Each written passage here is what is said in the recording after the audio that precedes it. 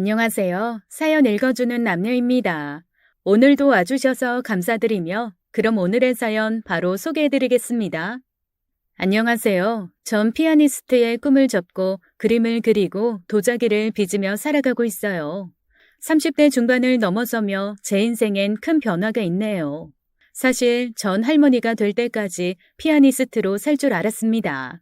조금도 의심하지 않았던 것 같아요. 어려서부터 피아노를 쳤고 대학까지 전공했는데 이제는 연주자, 지도자의 꿈을 접고 다른 길을 찾고 있네요. 운전을 할 때 내비게이션에서 경로를 이탈했습니다. 이런 말이 나오잖아요. 온실 속의 화초처럼 평탄하던 제 인생도 꼭 그렇게 경로를 이탈하고 말았네요. 전 평생 제가 피아노와 버타고 이걸 업으로 삼으면서 살 줄 알았어요.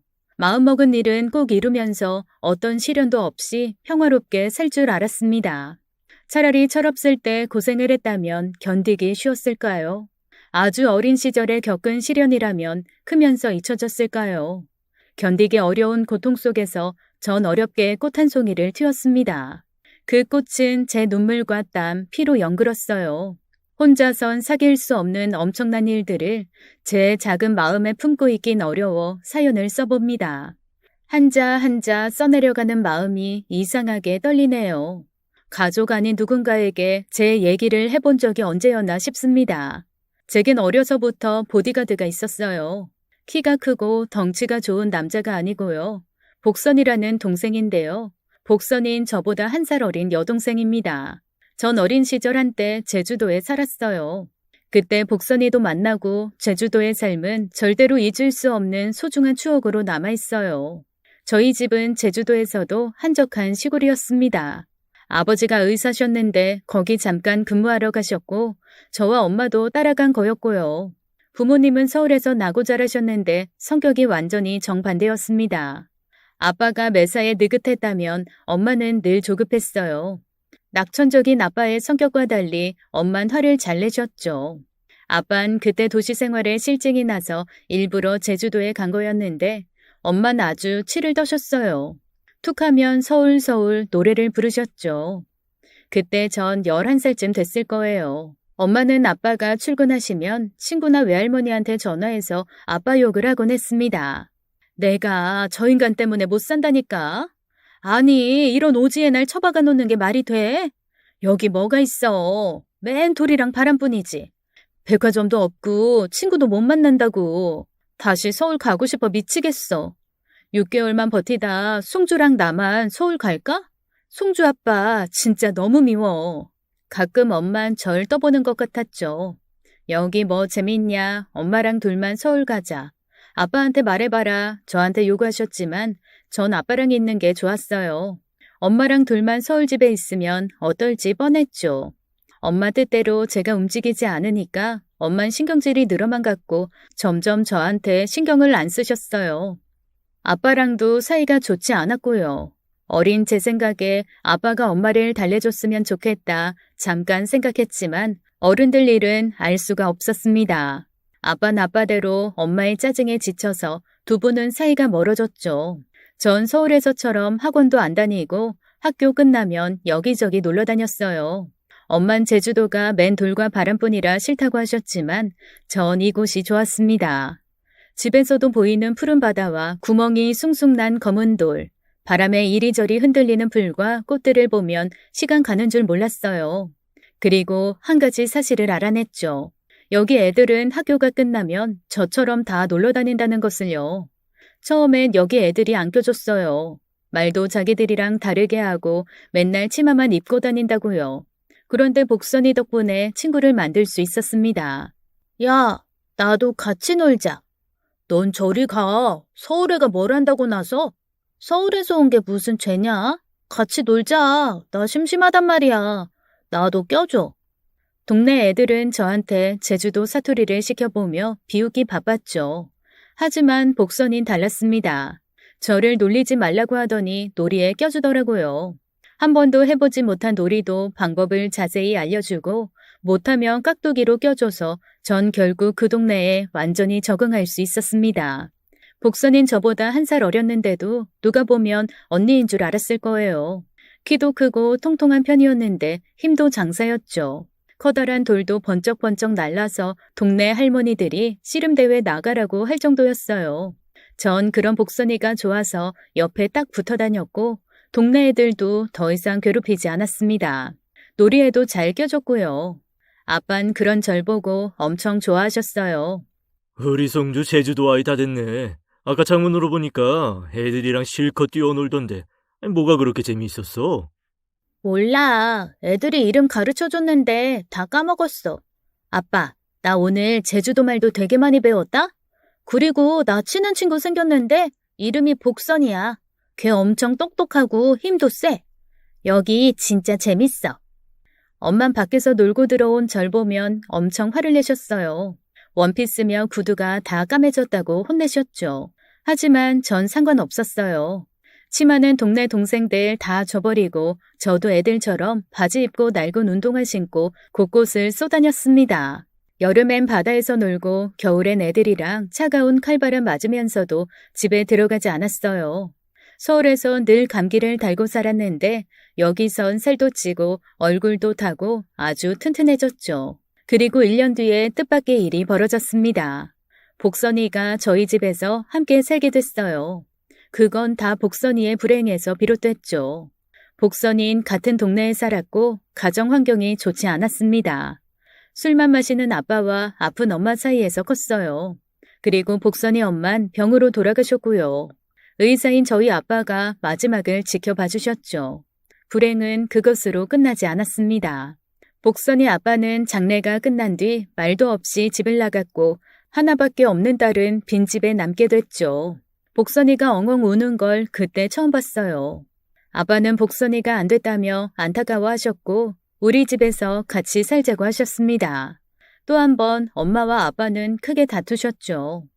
아니, 당신이 무슨 자선사업가예요? 나는 무슨 죄예요? 다 큰 남의 집 딸 데려다가 키우라고요? 난 못해요. 송주 하나 키우는 것도 버거운데 나보고 어쩌라고. 이럴 거면 난 서울 갈래요. 당신이 송주랑 복선인지 덕선인지 걔 다 키워보라고요. 당신은 동정심이라는 것도 없어? 복선이 송주만큼 어려. 그런 애가 부모를 다 잃었는데 어떻게 외면해? 복선이 엄마가 눈 감으면서 그랬다고. 우리 딸 잘 부탁한다고. 송주도 복선이를 얼마나 좋아하는데 제주도에 있는 동안이라도 우리 집에 있게 하자고. 우리 형편이 어려운 것도 아니잖아. 그래요? 난 몰라요. 당신 고집 안 꺾을 거면 난 서울 갈랍니다. 당신이 저지른 일 혼자 잘 수습해봐요. 엄만 기다렸다는 듯이 다음 날 가방을 싸서 집을 나갔어요. 새벽에 엄만 절 살짝 깨우셨어요. 엄마랑 같이 가지 않겠냐고 했지만 전 고개를 저었습니다. 엄만 기가 막히다고 하시더니 집을 나가셨고요. 막상 엄마가 없다고 생각하니 서럽고 슬프더라고요. 전 엉엉 울었고 아빠는 그런 절 안고 한숨을 푹푹 쉬셨죠. 그렇게 엄마 없는 집에 복선이가 들어왔고 뜻밖에도 아빠와 전 복선이 덕분에 잘 지낼 수 있었습니다. 어떻게 된 거냐면 복선이가 알고 보니 살림꾼이더라고요. 10살 어린아이가 그동안 집안일을 얼마나 해왔는지 밥도 잘하고 라면도 잘 끓이고 빨래 청소 못하는 게 없었어요. 엄마 없이 큰일 나다 생각했는데 아빠와 저 모두 깜짝 놀랐죠. 알고 보니 복선인 아픈 엄마 때문에 일찍부터 집안일을 했더라고요. 저한테 쌀 씻는 법이며 빨래하는 법도 다 알려줬습니다. 진짜 신기했어요. 아빠가 퇴근하시면 셋이서 저녁을 만들어 먹었는데 그것도 재미있었습니다. 복선아, 아저씨 음식 솜씨가 좋지 않아서 미안하다. 근데 이 나물들은 어디서 난 거냐? 처음 보는 젓갈도 있고. 복선인 아빠가 자상하게 물어보면 배시시 웃기만 했죠. 자기 아빠는 거칠고 욕만 했다면서 우리 아빠가 다정하게 말할 때면 얼굴이 빨개졌어요. 복선인 우리 아빠를 이모부라고 불렀는데 한동안은 대답 대신 웃기만 해서 제가 대신 대답을 해줬습니다. 동네 할머니들이 갖다 줬어. 우리 둘이 사이좋게 잘 지내서 예쁘대. 그리고 아빠 맛있게 드시라고 주시는 거래. 밥은 복선이가 했고 계란 후라이는 내가 만들었어. 우리 잘했지? 정말 기특하구나. 둘이 사이좋게 지내는 것도 보기 좋고. 이번 주 토요일엔 아빠랑 제주도 시내 구경 갈래? 복선이랑 너 운동화도 사야 하고. 동네에선 아빠 칭찬이 자자했습니다. 시골 동네 의사 선생님이 가여운 아이도 거둬줬다고 우리한테 인심이 아주 후하셨어요. 그리고 얼마 뒤 우리 집엔 피아노가 생겼죠. 아빤 복선이랑 저 배우라고 집에 피아노 선생님도 불러주셨어요. 일주일에 2번씩 선생님이 오시면 우린 차례대로 레슨을 받게 됐습니다. 그때 전 피아노에 재능이 있다는 걸 알게 됐고요. 복선인 저랑 달리 배우는 게 느렸지만 열심히 노력했죠.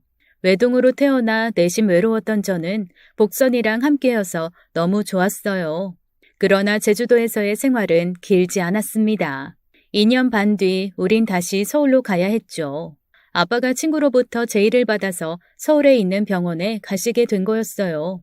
또 부모님은 언제까지 떨어져 지낼 순 없다고 생각하셨고요. 동네 사람들은 모두 복선이 어떻게 하냐고 걱정했지만 아빠는 복선이도 서울에 데려가겠다고 했고 저도 졸라댔습니다. 역시나 엄마의 반대가 있었지만 복선인 저와 함께 서울집에 가게 됐죠. 정말 미안한 일이 많았습니다. 엄마는 복선이 집에 들인 식모처럼 대했고 그것 때문에 저랑 사이가 멀어졌어요. 하지만 복선인 오히려 씩씩했죠. 중학교에 가서도 전 피아노 레슨을 받고 공부하는데 복선인 집에 오면 살림부터 했습니다. 엄마 나의 집안일은 내팽개치고 쇼핑 다니고 친구들 만나고 식물을 집에 들인 것처럼 편하게 지내셨고요. 전 늘 복선이 눈치가 보였어요. 우리 엄마 너무 심하지? 미안해 복선아. 내가 대신 사과할게. 설거지는 놔두고 공부해. 내일 시험인데 너도 공부해야지. 언니, 피아노 치는 손에 물 묻히지 말고 놔두셔. 입 깎고 금방 하고 들어가면 되지. 솔직히 이모랑 이모부 오갈 데 없는 나 걷어주신 건데 이 정도도 못해? 난 괜찮아. 진짜야. 하지만 도움받는 건 오히려 저였습니다. 전 서울로 와서 한동안 적응이 힘들었어요. 제주도 갔을 땐 서울애라고 따돌림을 당했는데 서울에 오니 총구석에서 왔다고 애들이 거리를 두더라고요. 하지만 한 학년 아래인 복선인 첫날부터 친구를 만들었고 저한테도 많은 힘이 됐어요. 누구에게나 말도 잘 붙이고 서글서글한 성격은 서울에서도 인기를 끌었습니다. 제가 복선이 언니라고 소문이 나자 친구들도 많이 생겼고요. 덕분에 적응도 잘하게 됐고 결국 전 피아노로 가고 싶던 대학까지 가게 됐습니다. 고등학교 졸업식 날 온 가족이 와서 절 축하해줬어요. 1살 어린 복선이는 그의 고3이 되는 거였습니다. 자장면 잘 먹고 집에 들어왔는데 그날 저녁 이상한 일이 벌어졌어요. 복선이가 온데간데 없이 사라져 버린 거였죠. 자정이 넘도록 들어오지 않아 경찰에 신고까지 했는데 그날 새벽 제 책상 서랍에서 편지를 발견했어요. 복선이가 남기고 간 편지였죠. 전 보자마자 펑펑 울고 말았습니다. 얼마 전 아빠가 찾아왔다면서 이제 함께 살지 못하게 됐다고 하더라고요. 우리 부모님께는 말 못할 사정이 있다고 언니한테만 짧은 편지 남긴다면서 너무 미안하다고 했습니다. 경찰에 신고는 하지 말라고 했어요. 전 이걸 부모님께 보여줬습니다. 아빠는 우시면서 복순이가 건강하기만을 바라셨어요. 그래도 그렇지, 이 녀석. 이렇게 말도 없이 사라지는 게 어딨어. 이제 고3 올라가 입시도 치를 녀석이. 이거 봐. 그러게 검은 머리 짐승은 거두는 거 아니랬잖아요. 우리가 지금까지 얼마나 잘해줬는데 이렇게 집을 나가? 아유, 속 터져. 당신이 쓸데없는 짓 한 거 이제 알겠어요? 송주 너도 울지 말고 들어가. 거추장스러운 혹대지 뭘 그래? 난 속이 시원하다. 엄마, 무슨 말을 그렇게 해. 솔직히 복선이 있어서 엄마 편했잖아. 그동안 온갖 살림은 다 복선이가 했는데 무슨 혹이야? 난 복선이 없이 못 살아. 아빠, 우리 제주도에 복선이 찾으러 가자. 당장. 송주야, 이 복선이 입장도 생각해야지. 아빠가 찾아왔는데 그럼 모른 척해. 제주도에 있다는 보장도 없는데 무턱대고 찾아다녀. 복선이 이해해주자. 너라면 어떡하겠어. 부모라고 엄마 없이 아빠 한 분이시잖아. 말 못할 사정이 있다니 아빤 그게 신경 쓰이는구나. 행여나 나쁜 일일까봐 걱정이 돼. 그렇게 전 복선이와 헤어지게 됐습니다. 어떤 작별 인사도 없이요. 전 심한 후유증을 알아야 했어요. 그토록 원하던 대학에 입학했지만 즐겁지도 않았죠. 파란 쪽이 떨어져 나간 것 같았습니다. 복선이가 아끼던 작은 하루방을 늘 가고 다녔던 것 같아요. 그렇게 무려 12년이라는 시간이 지났습니다. 그 사이 많은 변화가 있었어요. 전 피아노 치는 걸 그만두게 됐고 결혼 후 심각한 우울증을 앓게 됐습니다. 원인은 알 수가 없었어요. 피아노 건반을 두드리는 것조차 심한 고통으로 다가왔죠. 무대 공포증은 물론이고 나중에는 피아노를 보는 것조차 힘들어졌습니다. 절망적이었어요. 어렸을 때부터 피아노는 제 전부나 마찬가지였는데 인생이 통째로 흔들리는 느낌이었죠. 더구나 복선이까지 10년이 넘게 연락이 없었고요. 그때 의지할 수 있는 건 부모님과 남편이었습니다. 남편은 저보다 3살 많은 사람이고 저와 캠퍼스 커플이었어요. 음대생인 저와 공대생인 그 사람은 전공은 달라도 비슷한 부분이 많았습니다. 자연 속에서 쉬는 것도 좋아해서 연애할 때도 캠핑도 많이 다녔어요. 제가 졸업하고 피아니스트로 데뷔하는 것부터 레슨하면서 지도자 생활하는 것까지 다 지켜봐준 고마운 사람이죠. 남편도 연애할 때부터 사라진 동생 복선이에 대해 잘 알고 있었어요. 제가 연주 앞두고 긴장될 때 손에 하루방을 쥐고 있으면 묻곤 했습니다. 송주야, 많이 긴장돼? 그 하루방 달아 없어지겠다. 이거 없으면 나 큰일 나. 내가 말했지? 어릴 때 같이 자란 동생이 아끼던 거라고. 이거 손에 쥐고 있으면 이상하게 마음이 편해져. 제가 남자친구랑 결혼할 무렵까지 복선이에겐 아무 연락도 없었습니다. 12년 세월 때문에 추억도 흐려져 가고 있었어요. 전 심한 우울증 때문에 정신과 약 처방도 받게 됐고 그림을 그리는 취미를 갖게 됐습니다. 전에는 그리지 않던 동물을 많이 그리게 되더라고요. 맹수들부터 토끼, 뱀, 곰을 주로 그리다가 가끔은 하늘의 구름, 솜사탕같이 푹신한 것들도 그렸습니다. 때론 도자기도 빚고 글도 쓰면서 심각한 우울증을 이겨내려 노력했어요. 물론 부모님은 걱정이 많으셨습니다. 아빤 절 볼 때마다 눈가에 눈물이 가득했어요. 워낙 다정하신 아빠기도 했지만 그런 표정 지으실 땐 죄책감도 들고 마음이 무거웠습니다. 성주야, 이 그림이랑 도자기가 재밌다니 다행이구나. 이 뭐든 끌리는 게 있으면 즐기도록 해봐. 너무 무리하지 않는 선에서 해보고. 그럴게요, 아빠. 그림 그리고 도자기 빚고 있으면 마음이 편해져. 그동안 피아노밖에 모르고 살았는데 이거라도 재밌으니 정말 다행이야. 내가 그림 볼래요? 이상하게 자꾸 동물 그림 그리고 전엔 관심 없던 걸 자꾸 그리게 돼. 살면서 너무 피아노에만 매달렸나 봐. 세상에 재밌는 게 너무 많은데. 아빠 생각엔 이 복잡한 도시 떠나서 한적한 시골에서 사는 것도 좋을 것 같은데 어때? 너 어릴 때 제주도에 살았던 거 기억나지? 그때는 엄청 튼튼했었어. 김서방이랑 한번 상의해보는 게 어떨까? 아빠의 얘기에 남편은 지방으로 이사가는 걸 고민하기 시작했습니다. 전 아무래도 좋다고 했어요.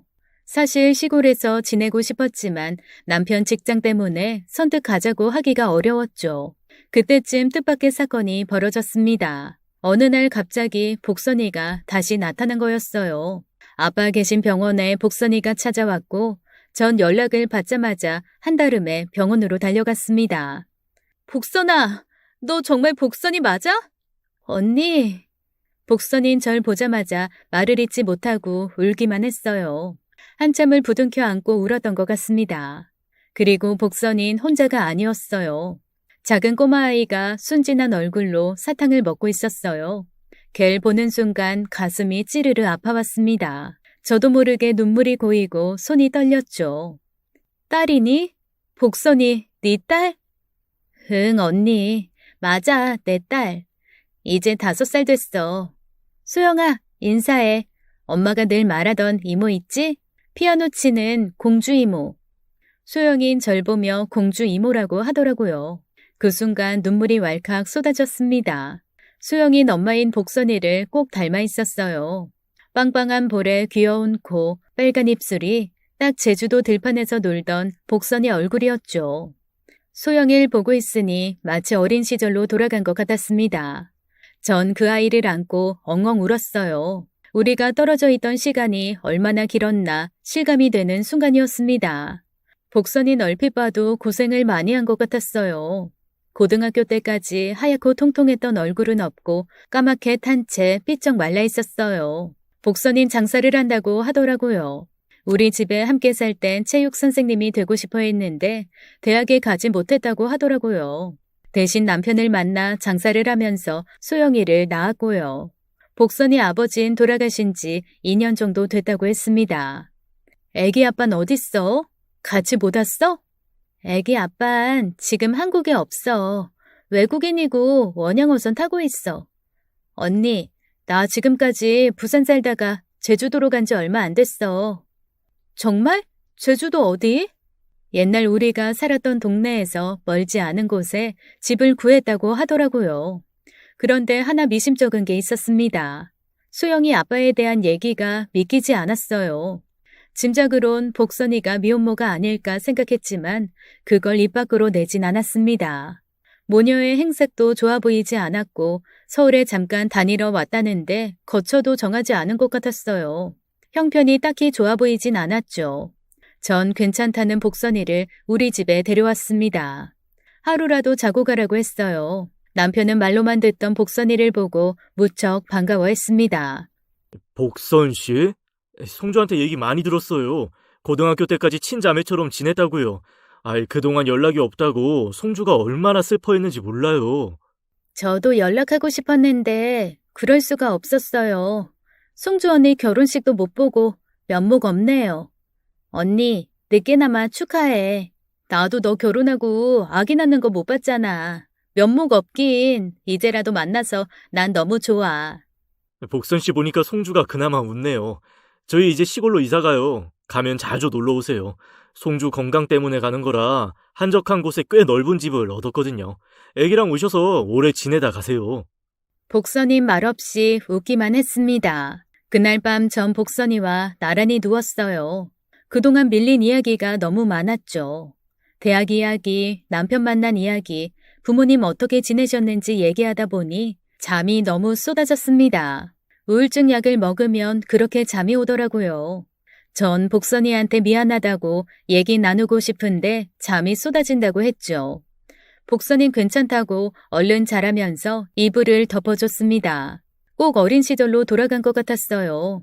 제주도에서 우리 둘이 한 방에서 잘 때 복선인 자기도 어리면서 늘 제 이부자리를 살펴줬거든요.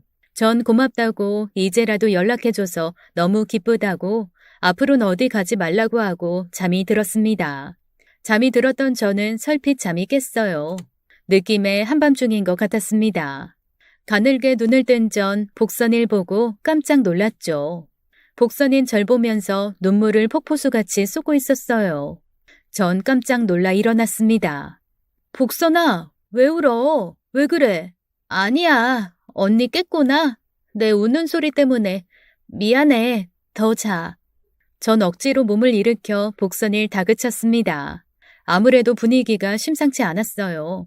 복선이한테 안 좋은 일이 있는 게 분명했죠. 저한테 속 시원히 말도 못하고 소가리를 하는 것 같았습니다. 너 솔직히 말해. 무슨 일 있지? 안 좋은 일 있어서 갑자기 찾아온 거지. 뭐야? 애아빠에 대한 일이야? 소영이 아빠 있다는 말 거짓말이지? 아니야 언니. 나 거짓말한 거 없어. 그냥 너무 오랜만에 언니를 봐서 그동안 무심했던 게 속상해서 그래. 진작 연락할 걸. 내가 너무 원망스러워서 그래. 하지만 전 믿을 수가 없었습니다. 아무리 다그쳐도 속 시원한 얘기를 들을 순 없었어요. 복선인 끝까지 아이 아빠 있다고 저금한 돈도 꽤 되고 사는 거 걱정 없다고 했지만 전 복선이가 뭔가를 숨기고 있다고 생각했습니다. 복선이가 울음을 그치고 나서야 우리 둘 다 잠이 들 수 있었어요. 속이 많이 상했죠. 우리 집에 그냥 있었으면 체육 선생님 될 수 있었을 텐데 그랬다면 좋은 남자 만나 잘 살았을 텐데 너무 안타까웠어요. 다음 날 남편과 전 복선이와 딸을 공항까지 데려다 줬고 다음에 꼭 만나자고 약속했습니다. 이사한 시골집에 꼭 놀러 오라고 당부를 하고 보냈죠. 딱 하루 같이 지냈는데 마음이 허전했습니다. 특히 복선이 딸 소영이가 눈에 아른거렸어요. 어린아이답게 순수하고 천진하고 저한테 이모 하는데 눈을 마주칠 때마다 심장이 덜컥 내려앉을 정도로 예쁘고 애틋하더라고요. 복선이 딸이니까 실은 제 조카나 마찬가지였습니다. 제주도로 모녀를 보낸 뒤에도 통화도 많이 하고 둘에게 선물도 많이 보냈죠. 그리고 몇 주 후 남편과 전 지방으로 내려가게 됐어요. 이건 모두 남편의 배려 덕분이었죠. 우울증이 심한 저 때문에 회사도 휴직을 한 상태였고요. 이사를 간 곳은 100평이 넘는 전원주택이었습니다. 집 밖에 마당도 크고 별채도 있었죠. 둘이 살기에는 지나치게 크더라고요. 근처에는 인가도 잘 없었어요. 남편은 여기서 푹 쉬면서 회복하라고 이것저것 참 많이도 준비를 해줬습니다. 어때, 송주야? 마음에 들어? 여기 풍경 끝내주지? 장인어른이랑 나랑 이 집 보자마자 반했잖아. 여기서 아무 생각 말고 몸 회복할 생각이나 해. 그뿐이 아니었습니다. 남편은 제 그림 재료며 도자기 만들 물레까지 사다 나르더라고요. 덕분에 전 집에서 그림도 그리고 도자기도 만들며 우울증을 이겨내려고 노력했어요. 확실히 도시보다는 시골이 저한테 잘 맞더라고요. 우린 텃밭을 가꾸기 때문에 싱싱한 채소도 바로 따서 먹을 수 있었죠. 식단도 무공해로 바꾸니 몸이 더 좋아지는 것 같았습니다. 간지 석 달쯤 됐을 때 전 우울증이 좋아졌다 느꼈고 약을 끊고 싶어졌습니다. 여보, 나 약 끊을까봐. 컨디션 너무 좋아. 마음이 너무 편하고. 약 없이 한번 극복해보고 싶어. 그래도 함부로 약을 끊으면 더 힘들지 않을까? 의사 선생님한테 여쭤보고 신중하게 고민해보자. 잠깐 괜찮을 수 있지만 다시 악화되면 어떡해. 여기서 잠깐 살다 갈 거 아니니까 장기전이라고 생각하고 약 꾸준히 먹는 것도 난 괜찮을 것 같은데. 나 여기서 무척 잘 지내잖아. 왜 자꾸 병원약 먹으라고 하는데? 난 괜찮아, 정말. 전 남편을 설득해서 약을 끊게 됐습니다. 사실 제가 우긴 거나 다름없었어요. 제 의지로 병을 극복해가는 모습을 남편한테 보여주고 싶더라고요. 결혼 후 남편한테 걱정만 안겨준 것 같아 미안한 마음도 있었고요. 대신 매일 아침 조깅도 하고 밥도 잘 챙겨 먹었습니다. 틈만 나면 그림 그리고 도자기 빚으면서 몸과 마음의 안정을 찾아갔죠. 평소처럼 조깅을 하던 아침이었어요. 그날도 집 주변을 천천히 달리는데 자꾸 뒤에서 바스락거리는 소리가 들렸습니다. 전 처음엔 남편이 장난치는 줄 알았어요. 여보, 당신이야? 나 몰래 따라온 거야? 그런데 아니더라고요. 제가 멈추면 가만히 있고 달리기 시작하면 또 움직이는 거였어요. 집 주변이 다 풀숲이었기 때문에 바스락거리는 소리는 안 들릴 수가 없었습니다. 조깅하는 1시간 내내 그 소리 때문에 마음이 불편했고 집에 왔을 땐 신경이 곤두서 있었죠. 전 불쾌한 기분에 남편한테 물었어요. 자기야, 혹시 주변에 놀러 온 사람들 있어? 텐트 같은 거 안 보여? 아니, 없는데? 진짜 이상하다. 아까 내가 달리는데 누가 따라오는 것 같았어. 1시간 내내 그랬다니까. 혹시 당신이었어?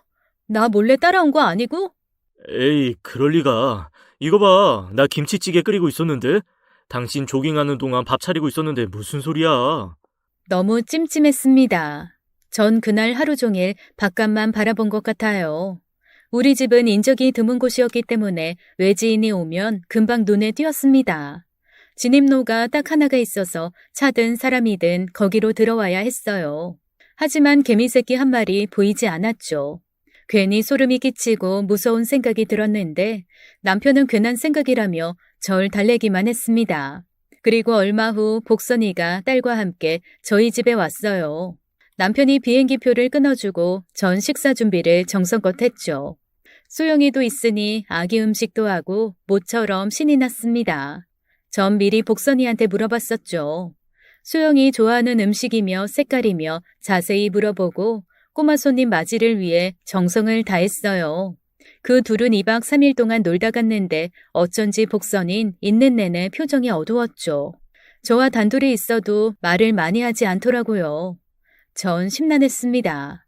남편 없이 혼자 애 키우느라 생활고가 심한 건가 싶어 봉투에 돈도 넣어주고 선물도 잔뜩 챙겨 집에 보냈어요. 남편한테도 걱정하는 소리를 했죠. 하지만 남편은 대수롭지 않다는 듯 넘기더라고요. 자기 보기엔 소영이 씩씩하게 잘 키우는 것 같다면서 제가 지나친 걱정을 하는 거라고 했습니다. 그리고 복선이가 떠난 지 얼마 되지 않았을 때였어요. 남편의 행동이 좀 이상하다는 생각이 들었죠.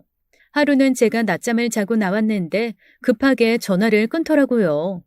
자기야, 누구랑 통화했어? 왜 전화를 그렇게 끊어? 아니야. 신경 쓰지 마. 낮잠 오래 잤네. 아까 산책이 좀 피곤했구나. 오전에 산에서 밤을 좀 오래 주웠더니 몸이 뻐근하네. 집에 파스 있지? 나 목욕 좀 할게. 우리 저녁은 간단하게 먹자. 그래. 아까 그 전화, 내 친구 수혁이 알지? 걔가 그렇게 우리 집에 놀러 오고 싶다잖아. 말리느라 혼났어. 수혁 씨? 오시라고 그래. 됐어. 당신 불편해서 안 돼. 얼른 목욕해. 물 받아줄게. 어쩐지 남편이 횡설수설하는 것 같더라고요. 그 이후 남편이 누군가와 통화를 하다가 절 보면 급하게 끊는 행동이 반복됐습니다. 너무 이상했어요. 평소 거짓말을 잘하는 사람도 아닌데 제가 뭘 물어보면 이리저리 꾸며대는 것 같고 핑계를 대는 태도에 전 할 말을 잃었죠. 그리고 의심은 깊어져만 갔습니다. 전 결국 남편의 통화 목록을 털어보기로 했죠. 남편이 자는 사이 패턴을 풀어봤는데 통화 목록이 너무 깨끗하더라고요. 시부모님과 우리 부모님, 복선이 외엔 그 누구와도 연락하지 않고 있었어요. 부모님과 통화하는 걸 감출 리는 없고 어쩔 수 없이 복선이가 의심이 됐죠. 또 집에서 자꾸 이상한 일들이 반복됐습니다. 남편이 누군가와 대화를 하는 소리도 들리고 발자국 소리도 들렸어요. 깨름칙한 상황에 전 화가 나기 시작했죠. 자기야, 얘기 좀 해. 송주야, 왜? 집에 누구 왔어? 말소리도 들리고 발자국 소리도 들리는데. 아니, 무슨 소리야. 나 혼자 있는데. 자기 안색이 안 좋다. 그림 안 그려? 요샌 도자기도 통 안 만들고 기분이 별론 거야? 말 돌리지 마. 당신 나한테 숨기는 거 있지? 빨리 말해. 요새 이상한 게 한두 가지가 아니라고. 하지만 남편은 뭐가 이상하냐며 오리발만 내밀었어요. 전 기가 막히고 한편으론 분노가 치밀었습니다. 왜 자꾸 나를 속이려는 건지 이해가 되지 않았죠. 전 집안 구석구석을 뒤지기 시작했어요. 남편이 텃밭에 나가거나 차를 몰고 나가면 혼자 집안 여기저기를 돌아다녔어요. 그러다 이상한 점을 발견했습니다. 2층으로 올라가는 계단 밑에 문이 하나 달렸더라고요. 거긴 커튼으로 가려져 있어 통 몰랐던 장소였죠. 문을 열어보려 했지만 자물쇠로 잠겨 있어서 도통 열 수가 없었습니다. 전 너무 이상했어요. 귀를 대보고 문을 두드려보고 했지만 뭐 하는 곳인지 알 수가 없었죠. 그러다 결론을 냈어요. 바깥으로 통하는 문이거나 저한테 들키고 싶지 않은 남편의 비밀 장소라고 생각하게 됐습니다. 하지만 그 문을 발견했다는 걸 남편한테 말하진 않았어요. 더 확실한 증거가 나올 때까지 기다리려고 했죠. 그리고 어떤 날엔 저도 모르는 손님들이 집에 북적거리는 것 같았습니다. 심지어 마당에선 어린아이가 뛰어다니는 모습을 본 것 같았어요. 전 급하게 마당으로 나가봤지만 썰렁한 마당엔 아무도 없었고 대문도 굳게 닫혀 있었습니다. 분명 이상한 일이 저모르게 일어나고 있었죠. 게다가 통유리 창으로 집을 들여다봤을 때 커튼 뒤에 사람이 있는 것 같았어요. 거기서 남편은 분명 누군가와 이야기를 하고 있었죠. 바람에 실려 대화 나누는 소리가 들려왔습니다.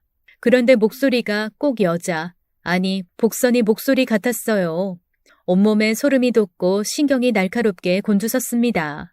남편은 대화를 나누며 웃고 있었고 무척 즐거워 보였어요. 전 얼른 집 안으로 들어갔지만 그들은 이미 사라진 뒤였죠. 전 2층 계단 밑으로 가서 커튼을 확 젖혔습니다. 비밀 통로는 굳게 닫혀 있었어요.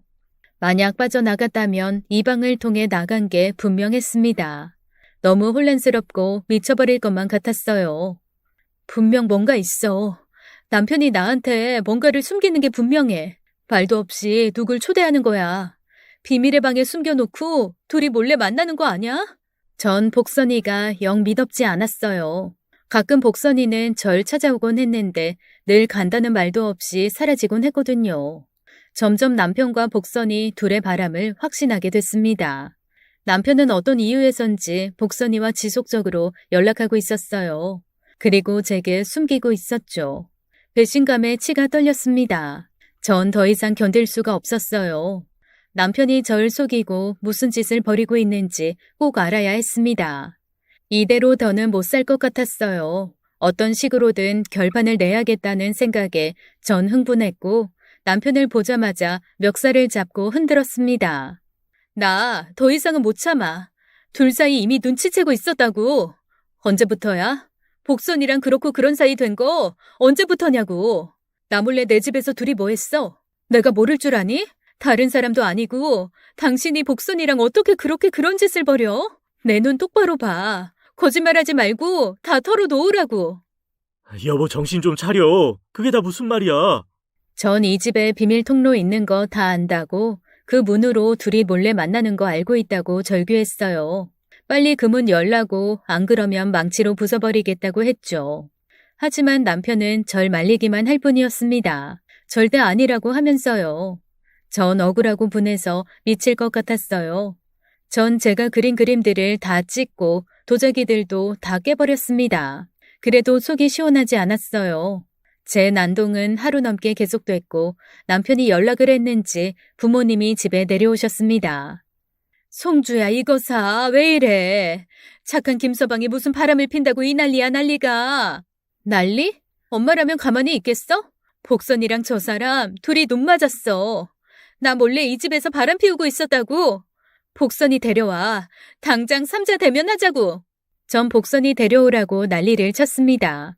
하지만 모두 제 말을 믿지 않았어요.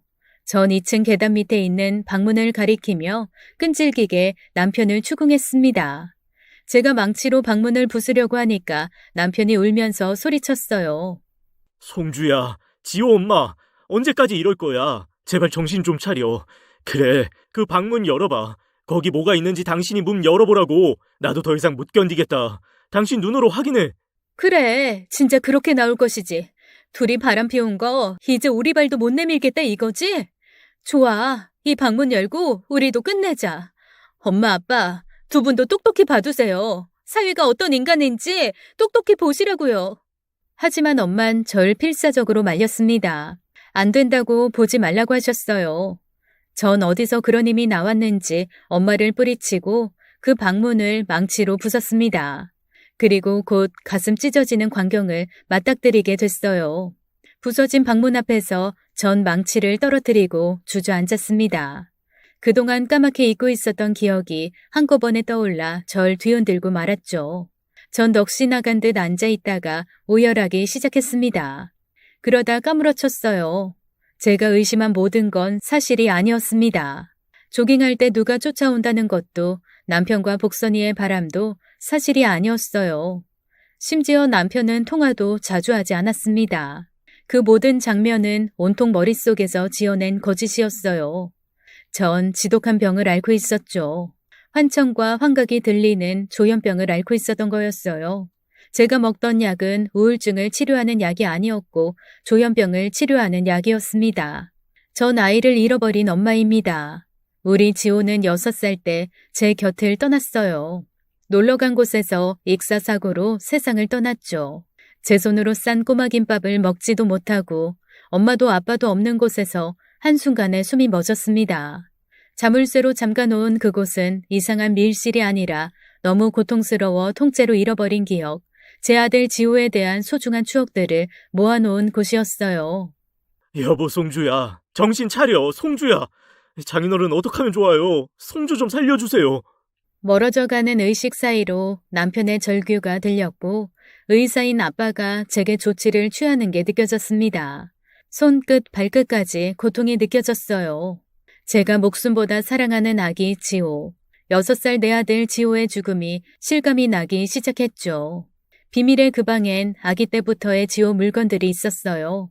신생아 때 쓰던 겉사계, 속사계, 지호가 좋아했던 장난감과 그림들, 좋아하던 책이 모두 그곳에 쌓여 있었습니다. 베네 쪼고리와 출생 시 찍었던 발도장, 탯줄까지 고이 놓여 있었어요. 전 곧 깨어났고 눈을 뜨자마자 우리 지호의 이름을 목 놓아 불렀습니다. 지호야, 우리 애기, 지호야, 돌아와 지호야, 혼자 어디 간 거야? 우리 아들, 여보, 지호 좀 찾아줘. 나 너무 가슴이 아파. 숨을 잘 못 쉬겠어, 여보. 잊고 있었던 제 아이 지호가 떠올랐고 전 무너져 버렸어요. 그리고 떠오른 기억들은 제 가슴을 온통 지디겨 놓았습니다. 남편과 부모님이 주저앉아 우는 모습도 보였죠. 지호를 잃은 그날은 날씨가 좋은 봄이었어요. 그 주말에 같이 동물원을 가기로 했었죠. 지호는 6살, 그때까지 동물들을 좋아했어요. 특히 호랑이, 사자, 곰을 좋아했고 동물도감을 끼고 살았습니다. 그림은 또 어찌나 잘 그리는지 집벽엔 지호의 그림이 가득 붙어 있었어요. 전 지호를 가졌을 때 태교를 따로 하지 않았습니다. 늘 피아노를 치고 제자들을 가르치며 임신기간을 보냈어요. 건강하게 태어난 지호도 제가 피아노를 치면 손뼉을 치며 좋아했죠. 울다가도 무릎에 앉혀 건반을 만지게 하면 울음을 뚝 그쳤고요. 지호야, 우리 지호는 커서 뭐가 될래? 지호 하고 싶은 거 다 해. 엄만 항상 우리 아들 응원할 거야. 오늘은 우리 지호 좋아하는 동물의 사육제 쳐줄까? 동물과 음악 이 두 가지가 우리 지호가 좋아하는 거였습니다. 또 찰흙을 만지는 것도 좋아해서 늘 손을 조물락거리면서 지냈고요. 첫아이 지호한테 전 푹 빠져 지냈죠. 아들의 해맑은 눈동자, 천진한 미소, 잠잘 때 새근거리는 소리 하나까지 너무 좋았어요. 둘째 낳는 걸 망설이다가 지호가 7살이 되면 다시 임신을 시도해볼 생각이었습니다. 어느 정도 지호가 컸으니 동생이 생겨도 충격이 덜하지 않을까 그런 생각에서요. 남편과 저 그리고 지호 우리 세 식구는 늘 행복했어요. 웃을 일만 있었고 시름이 하나도 없었죠. 그러나 불행은 예고 없이 우릴 찾아왔습니다. 결코 감당할 수 있는 불행이 아니었어요. 물가로 체험학습을 간 지호는 어른들의 부주의로 물에 빠졌고 제때에 구하지 못해 소중한 생명이 사그라들었습니다. 믿기 힘든 현실에 전 넋을 놓았고요. 충격을 이기지 못해 지호를 가진 기억을 통째로 잃었고 그 뒤로 피아노도 치지 못하게 된 거였습니다. 장례도 겨우 치르고 지호의 물건도 뭐 하나 정리하지 못했죠. 제 상태는 생각보다 심각해 조현병까지 앓게 됐고요. 사는 게 고통이었습니다. 견딜 수 없는 괴로움에 아들의 기억을 깡그리 잃었지만 깊숙이 자리 잡은 기억은 절 내버려 두지 않았어요. 저도 모르게 동물 그림을 그리게 했고 자꾸만 진흙을 만지게 했죠. 마치 우리 지호처럼 전 무의식적으로 동물 그림을 그리고 진흙으로 무언가를 만들어내고 있었던 거였어요. 복선이가 갑자기 나타난 것도 실은 아빠가 복선이를 어렵게 찾아낸 거였습니다. 제 상태가 너무 안 좋으니까 복선이라도 찾아서 절 회복시켜 보려는 생각이셨던 거예요. 며칠 후 복선이가 절 보러 왔습니다. 그때 전 누워서 꼼짝도 못하고 있었어요. 눈물만 흘리면서 아무것도 먹지 않으려 해서 한 팔엔 수액을 맞고 있었죠. 생각 같아선 그 수액도 뽑아버리고 싶었습니다. 그냥 다 버리고 우리 아들의 곁으로 가고 싶었어요. 절 찾아온 복선이의 얼굴은 이미 눈물로 얼룩져 있었어요. 전 메마른 입술을 겨우 움직여 사과부터 했습니다. 언니, 뭘 먹어야지. 이러다 큰일 나. 아무것도 먹고 싶지 않아. 그리고 복선아, 미안해. 내가 괜한 오해를 했어. 보다시피 나 정상 아니야. 그동안 우리 지호에 대한 기억도 깡그리 잊고 있었어. 나 지켜보느라 힘들었지? 미안해 정말. 언니, 난 괜찮아. 내 걱정을 왜 해? 미안해 언니. 다 알면서도 말하지 못했어. 언니 아들이 그렇게 간 거 알고 믿을 수가 없어서. 우리 지호 사진 봤어? 너무 귀엽지? 근데 어쩌지? 지호 만나지 못해. 우리 지호 내 곁에 없어 복선아. 저흰 부둥켜 안고 천지가 흔들릴 정도로 소리내어 울었습니다. 복선인 저한테 그랬어요. 우리 어렸을 때처럼 같이 제주도에서 살자고요. 전 아무 대답도 할 수 없었습니다. 다시 돌아온 기억을 놓치기 싫었어요. 너무 고통스러워도 우리 지호 온전히 기억하고 다시 제대로 보내주고 싶었거든요. 제가 이대로 또 기억을 잃으면 남편과 부모님, 복선이까지 힘들 게 뻔했으니까요. 전 다시 약을 먹기 시작했고 그제야 현실을 받아들이기 시작했어요. 또 하나 지호의 죽음을 온전히 받아들이기로 했습니다. 안 그럼 또 기억을 잃을 수도 있었어요. 그렇게 되면 지호는 엄마의 기억 속에 잊혀져 있는 건데 그게 너무 슬프게 느껴졌습니다. 전 남편에게도 진심으로 사과했어요. 여보, 미안해. 그동안 혼자 어떻게 견딘 거야? 이제 나 약도 열심히 먹고 회피하지 않을게. 미안해. 그리고 고마워, 여보. 송주야, 지호 가슴에 품고 우리 다시 시작하자. 물론 힘들고 어려운 과정일 거야. 그치만 우리 같이 해나가자. 혼자는 어렵지만 둘이라면 가능하지 않을까? 지호도 우리가 함께하길 바랄 거야. 그 후 전 지호의 물건들이 있는 그 방에 한참 동안 머물렀어요. 사진을 어루만지고 베네저고리에 채취를 맡고 장난감들을 만지며 지호를 오래오래 기억했습니다. 어쩌면 기억들은 어제처럼 생생한지 지금도 지호야 하고 부르면 어디선가 아들이 달려나올 것 같았어요. 바람에 흔들리던 아이의 부드러운 머리카락, 맑기만 한 눈동자, 앙증맞았던 입술까지 눈앞에 그릴 수 있었죠. 하지만 받아들여야 할 현실은 참 가혹했어요. 전 아들을 가슴에 묻기로 했고 꺾인 두 무릎을 억지로 펴야 했습니다. 전 지호의 물건을 하나하나 정리하기 시작했어요. 어떤 건 사진을 찍어놓고 어떤 건 태워서 아이에게 보냈죠. 아주 오랜 시간이 걸렸지만 전 끝까지 해냈고 결국 그 방을 말끔히 정리할 수 있었어요. 그리고 다시 그림도 그리고 도자기도 빚기 시작했습니다. 사랑스럽던 지호를 떠올리며 작업을 하니까 조금씩 마음이 안정되는 게 느껴졌어요. 남편도 그런 저를 보며 안심하는 눈치였습니다. 그러던 어느 날 못 보던 차 한 대가 집 앞에 와 섰고 그리고 세 사람이 내리는 게 보였어요. 어떤 외국인 남자와 복선이 그리고 딸 소영이었습니다. 전 깜짝 놀랐어요.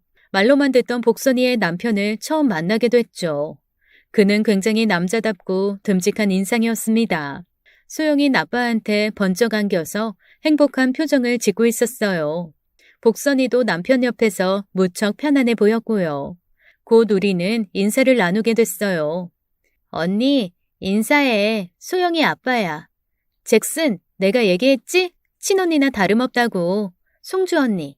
안녕하세요. 저 잭슨입니다. 얘기 많이 했어요, 복선이가. 억양은 어색해도 꽤 한국말을 잘하더라고요. 복선이 말대로 잭슨은 원양어선을 오래 탔다고 했습니다. 그러다 얼마 전 다 접고 집으로 돌아왔다고 했어요. 그날 두 사람이 만난 이야기부터 복선이가 잭슨을 기다린 것, 그리고 둘이 합치게 된 얘기까지 다 듣게 됐죠. 둘의 사랑은 정말 눈물겨운 이야기였고 전 한편 감동했어요. 잭슨은 외국으로 입양됐었다가 성인이 돼서 부모를 찾으러 한국으로 왔다고 하더라고요. 하지만 부모를 찾지 못하고 방황하며 혼자 살아가던 중 복선이를 만났다는 거였어요. 그날 밤 제 남편이 마당에 불을 피웠습니다. 복선이와 전 모닥불을 바라보며 이야기를 나눴어요.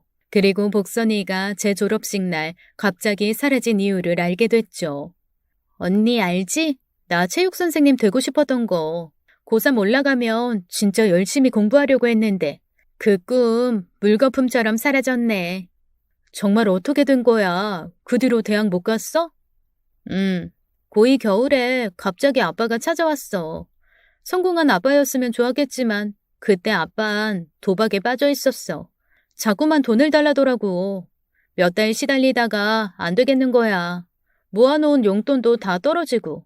돈 없다고 하니까 이모부 병원이랑 집에 쳐들어간다고 협박하더라.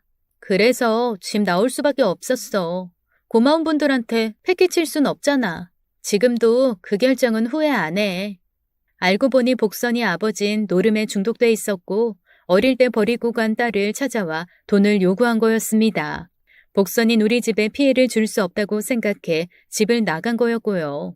부산으로 내려가 장사를 하면서 아버지 돈을 대주다가 잭슨을 만났다는 얘기였죠. 2년 전 아버지가 돌아가시고 세 식구 같이 모여 살려고 돈을 열심히 모았다고 했습니다. 짠순이처럼 아끼느라 행색도 초라한 거였어요. 아버지가 돌아가시고도 면목이 없어 우리 집에 연락할 생각을 못하고 있었는데 어느 날 갑자기 아빠한테 연락을 받고 서울로 오게 됐다는 거였습니다.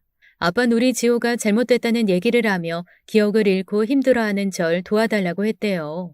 복선인 그 얘기를 듣고 서울로 달려온 거였고요. 저희 집에서 처음 잔 날도 제가 잠든 모습을 보며 너무 마음이 아파 펑펑 울었다고 했습니다. 목숨 같은 자식을 잃고 아파하는 절 보는 게 너무 괴로웠다면서요.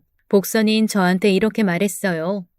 언니, 우리 집 맞은편에 살던 사람들이 이사 갔어. 그 집 내가 사서 예쁘게 꾸몄거든? 우리 옛날에 같이 살던 집 기억나지?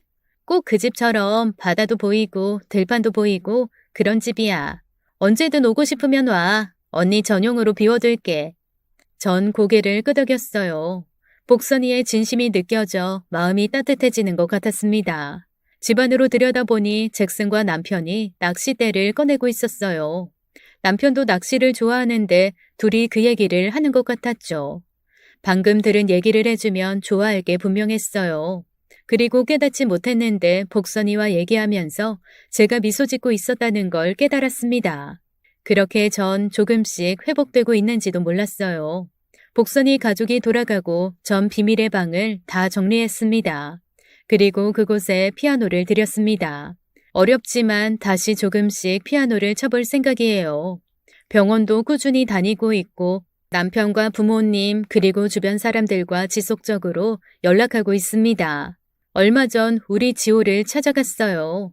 사진 속의 아들은 사랑스러운 모습 그대로네요. 제가 할머니가 될 때까지 지호의 모습은 이대로겠죠? 솜사탕같이 보드랍던 아들의 양볼, 그 감촉이 떠올라 전 숨을 멈춘 채 아들의 사진을 가만히 들여다봤습니다. 지호야, 우리 아들.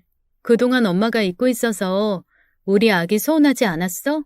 지호야, 엄마가 미안해. 하지만 엄마 가슴속에 넌 이슬처럼 맺혀 있단다. 그곳에선 춥지도 않고 아프지도 않고 따뜻하지? 엄마 아빠 여기서 열심히 살아보려고 해. 그리고 때가 되면 네 곁으로 꼭 돌아갈게. 그때까지 기다려줘. 우리 아들. 정말 정말 사랑한다. 보고 싶어. 집에 오는 길 햇살이 파랗게 맑아서 눈이 시렸어요. 복선이가 사진을 한 장 보내왔네요. 제주도의 날씨는 훨씬 더 예쁘더라고요. 바다가 훤히 보이는 파란 지붕의 하얀 집에서 잭슨과 소영이 그리고 복선이가 미소 짓는 모습이었습니다. 그리고 길 건너편의 집도 사진을 찍어 보내왔어요. 아담한 그 집으로 놀러 오라는 얘기겠죠. 복선인 그 집에 피아노도 드렸더라고요. 괜히 눈물이 차올랐습니다. 조만간 제주도로 가는 비행기 티켓을 끊어야겠어요. 그곳이 마음에 들면 이사도 국내에 보고요. 남편도 제주도 여행을 기대하는 눈치네요. 여보, 우리 언제 제주도 갈까? 당신이 원할 때 난 언제든 좋아. 이제야 조금씩 숨을 쉬는 기분입니다. 긴 시련 끝에 어렵게 틔운 씨앗은 희망이에요. 다시 일어설 수 있겠다는 희망, 다시 잘 살아보고 싶다는 희망. 그 작은 씨앗을 품고 앞으로 하루하루 성실하게 채워보려 합니다. 지호한테 부끄럽지 않은 모습으로 살고 싶어요. 남편이 운전하는 차의 내비게이션이 집으로 가는 지름길을 찾아주네요. 지금까지 많이 헤맸으니 가끔은 지름길로 가도 되겠죠? 제 사연은 여기까지입니다. 긴 이야기 들어주셔서 감사합니다. 지금까지 사연 읽어주는 남녀였습니다. 끝까지 함께 해주신 여러분 감사드리며 저희는 다음 사연으로 돌아올게요. 감사합니다.